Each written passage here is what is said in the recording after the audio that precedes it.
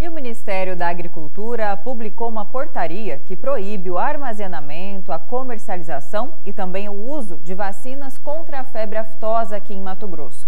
A medida atinge também o Distrito Federal e outros 5 estados. É mais uma etapa rumo à obtenção do status de país livre da febre aftosa sem vacinação.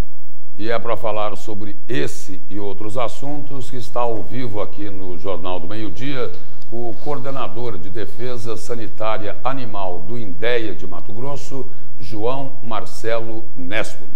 Boa tarde, coordenador, e seja bem-vindo aqui ao Jornal do Meio-Dia. Boa tarde, Lúcio. Boa tarde, Camila. Boa tarde. Boa tarde a todos os ouvintes. Coordenador, a informação que já havia sido divulgada anteriormente, olha, acabou a vacinação contra a febre aftosa. Não precisa mais vacinar. Qual a necessidade dessa portaria do Ministério da Agricultura? Bom, essa portaria vem oficializar, né, as decisões que vêm sendo tomadas, né, o estado de Mato Grosso e outros estados do Brasil se prepararam, né, a ponto, né, de poder retirar a vacinação com segurança, né? E agora essa portaria a tempo, né, veio oficializar a retirada de vacinação e nós temos agora outros Porque tinha gente ainda, tinha produtor pecuarista armazenando a vacina?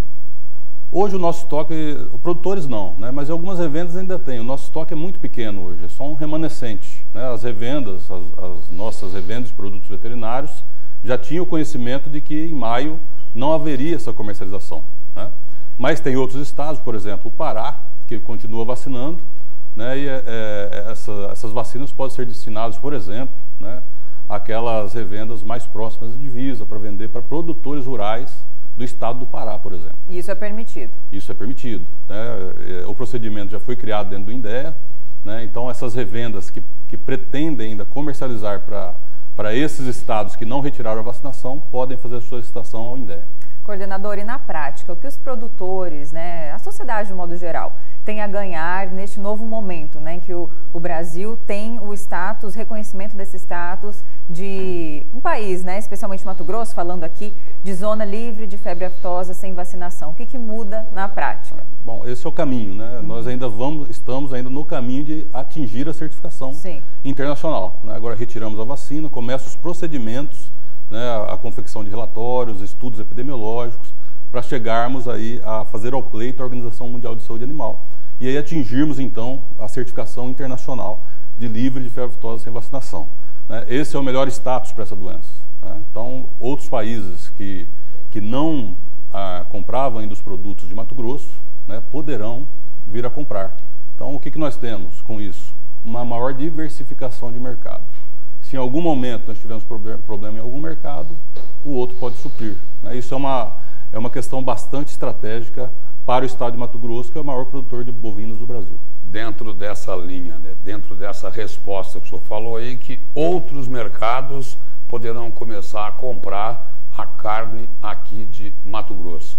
Quais seriam esses mercados? Exemplificar, por exemplo, Japão, Coreia do Sul, né? Esses países que são um pouco mais exigentes dos que já não compravam a nossa carne. Que não compravam. E tem outros ainda, né? E a outra questão estratégica, né, é que o mundo, de uma maneira geral, os países, né, o mundo já está ficando livre de febre aftosa sem vacinação, né? O Mato Grosso, o Brasil, né, que são os maiores produtores de bovinos, né, não poderiam ficar para trás nessa certificação. Isso poderia trazer alguma dúvida para a nossa certificação com vacinação. Coordenador, e de que forma também essa suspensão, né, não mais vacinação daqui para frente, vai beneficiar outras cadeias produtivas como os suínos, por exemplo, que também é bem significativo aqui em Mato Grosso? Com certeza. Né? Esse status vale para suínos também, porque o suíno é um animal suscetível à febre aftosa, né? Eles já não vacinavam, né? A vacinação sempre foi aplicada em bovinos, mas controlando doença nos bovinos, se controlava nas outras espécies.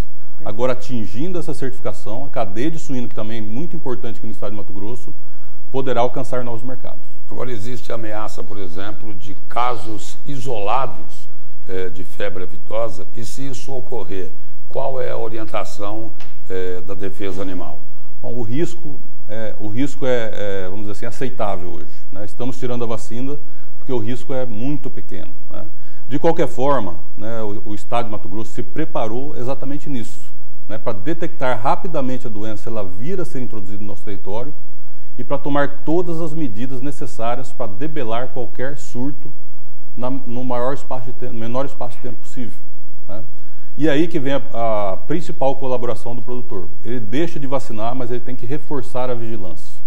A melhor forma de encontrar uma doença mais rapidamente no nosso território é pelo produtor rural. Ele olha os animais todos os dias, né? Então ele vai ser o primeiro a se deparar com uma doença. Lógico que isso, né, ainda há risco, mas é um risco aceitável. Coordenador, e quando muitas vezes o produtor, né, deixa de notificar, acredito que haja aí um dever de cooperação, né? Mas como o INDEA fiscaliza isso? Porque nós temos um rebanho gigantesco, né, aqui em Mato Grosso. Como o órgão consegue, né, chegar ali a diversas propriedades e coordenar tudo isso? O INDEA faz mais de 30 mil visitas por ano no estado, né? Nós estamos presentes em praticamente todos os municípios, né, com equipes compostas por técnicos, por médicos veterinários, por administrativos nos escritórios, orientando os produtores rurais. Então isso se chama vigilância ativa, né, que é feita pelo órgão. Só que o mais importante não é nem nesse ponto, não é nem tanto a fiscalização, é sim a colaboração do produtor. Sim. Então essa colaboração muito importante que nós temos dos produtores rurais de Mato Grosso, né, Mato Grosso tem altas taxas de vacinação, sempre teve, né?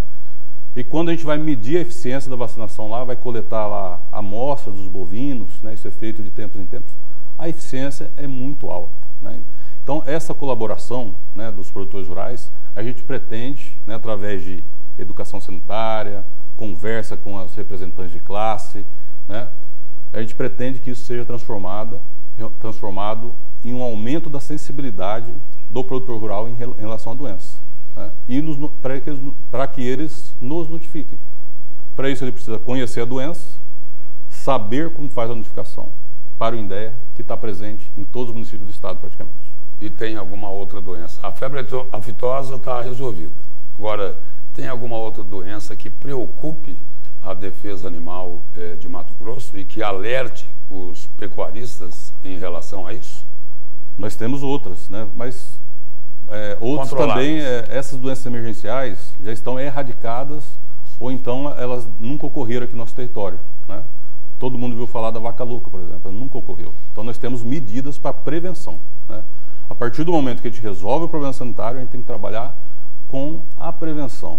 Outras doenças, que essas ainda ocorrem aqui no nosso estado, também temos programas, que é o caso da brucelose, a tuberculose, a raiva e as outras cadeias produtivas, peste suína clássica, também não ocorre aqui, peste suína africana é certificado, influenza aviária, a gripe do frango, tanto a gente tem ouvido falar, também somos livres de doença de Newcastle nos plantéis comerciais.